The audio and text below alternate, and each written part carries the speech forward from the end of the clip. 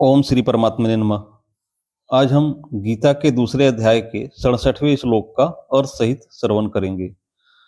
अयुक्त पुरुष की बुद्धि एक निश्चय वाली क्यों नहीं होती, इसका कारण आगे के श्लोक में बताते हैं। इंद्रियानाम ही चरताम यन मनो अनुविधीयते तदस्य हरति प्रज्ञाम वायुर्नाव मिवाम्भसी। अर्थात कारण कि अपने अपने विषयों में विचरती हुई इंद्रियों में से एक ही इंद्रिय जिस मन को अपना अनुगामी बना लेती है, वह अकेला मन जल में नौका को वायु की तरह इसकी बुद्धि को हर लेता है।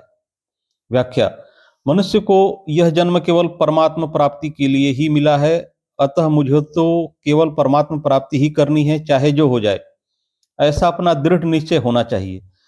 ध्येय दृढ़ होने से साधक की अहमता में से भोगों का महत्व हट जाता है। महत्व हट जाने से व्यवसायत्मिका बुद्धि दृढ़ हो जाती है, परंतु जब तक व्यवसायत्मिका बुद्धि दृढ़ नहीं होती तब तक उसकी क्या दशा होती है, इसका वर्णन यहाँ कर रहे हैं। इंद्रियानाम ही चरताम यन मनो अनुविधीयते।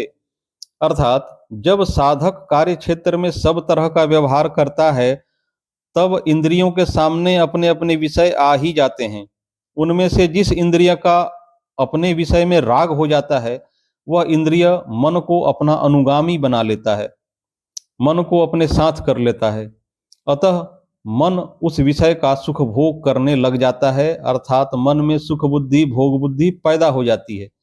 मन में उस विषय का रंग चढ़ जाता है, उसका महत्व बैठ जाता है। जैसे भोजन करते समय किसी पदार्थ का स्वाद आ जाता है तो रसेंद्रिय उसमें आसक्त हो जाती है। आसक्त होने पर रसनेन्द्रिय मन को भी खींच लेती है, तो मन उस स्वाद में प्रसन्न हो जाता है, राजी हो जाता है। तदस्य हरति प्रज्ञाम।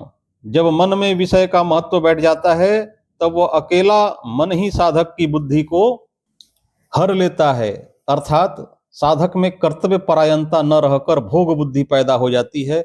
वह भोग बुद्धि होने से साधक में मुझे परमात्मा की ही प्राप्ति करनी है, यह व्यवसायत्मिका बुद्धि नहीं रहती।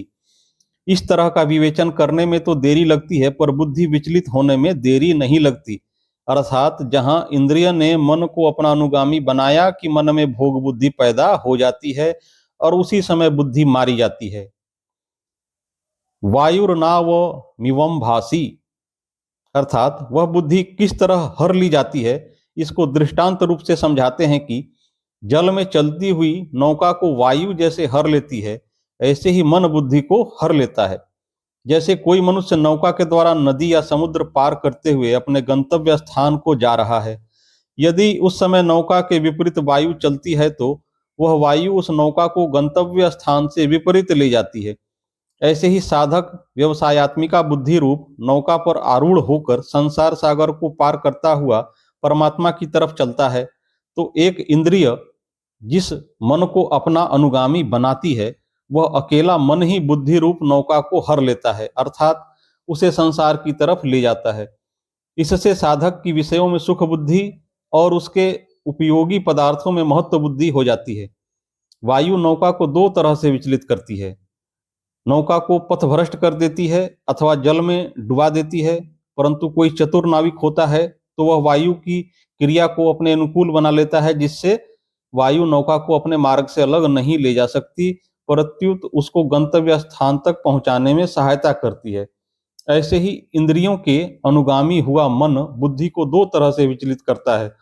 परमात्मा प्राप्ति के निश्चय को दबाकर भोग बुद्धि पैदा कर देता है अथवा निषिद्ध भोगों में लगाकर पतन करा देता है। परंतु जिसका मन और इंद्रियां वश में होती हैं, उसकी बुद्धि को मन विचलित नहीं करता, प्रत्युत परमात्मा के पास पहुंचाने में सहायता करता है। परिशिष्ट भाव: यहां शंका हो सकती है कि प्रस्तुत श्लोक में आए यत और तत् पदों से इंद्रियों को न लेकर मन को क्यों लिया गया है, अर्थात इंद्रियों को बुद्धि का हरण करने वाली न बताकर मन को बुद्धि का हरण करने वाला क्यों बताया गया है। इसका समाधान है कि इसी अध्याय के 60वें श्लोक में इंद्रियों को मन का हरण करने वाली बताया है और तीसरे अध्याय के 42वें श्लोक में इंद्रियों से मन को और मन से बुद्धि को पर अर्थात सूक्ष्म श्रेष्ठ बलवान बताया गया है। इससे सिद्ध होता है कि इंद्रियां मन को हरण करती हैं और मन बुद्धि का हरण करता है। दूसरी बात, बुद्धि को हरने के विषय में मन ही मुख्य है, इंद्रियां नहीं। कारण कि जब तक किसी इंद्रिय के साथ मन नहीं रहता तब तक उस इंद्रिय को अपने विषय का भी ज्ञान नहीं होता। जिसका चित्त आत्मा में ही निरुद्ध हो जाता है उसको बाहर भीतर कहीं किसी पदार्थ का भान नहीं होता। मैंने देखा था कि एक बाण बनाने वाला कारीगर बाण बनाने में इतना तन्मय हो रहा था कि उसके पास से ही दल बल के साथ राजा की सवारी निकल गई और उसको पता तक ना चला। बाण बनाने वाले की कर्णेंद्रिय भी थी और उसका विषय शब्द भी था, पर मन उस तरफ न रहने से वह सुनाई नहीं दिया। तात्पर्य है कि मन साथ रहने से ही इंद्रियों को अपने विषय का ज्ञान होता है। जब मन साथ ना रहे तो इंद्रियों को अपने विषय का भी ज्ञान नहीं होता। फिर वह इंद्रिय बुद्धि को कैसे हर सकती है, अर्थात नहीं हर सकती। नारायण नारायण नारायण। अगली वीडियो में हम गीता के दूसरे अध्याय के क्रमशः श्लोकों का अर्थ सहित श्रवण करेंगे। कृपया इस चैनल को सब्सक्राइब कर ले ताकि कोई भी वीडियो मिस ना हो, और यदि वीडियो अच्छी लगी हो तो लाइक करना ना भूलें। जय श्री कृष्ण।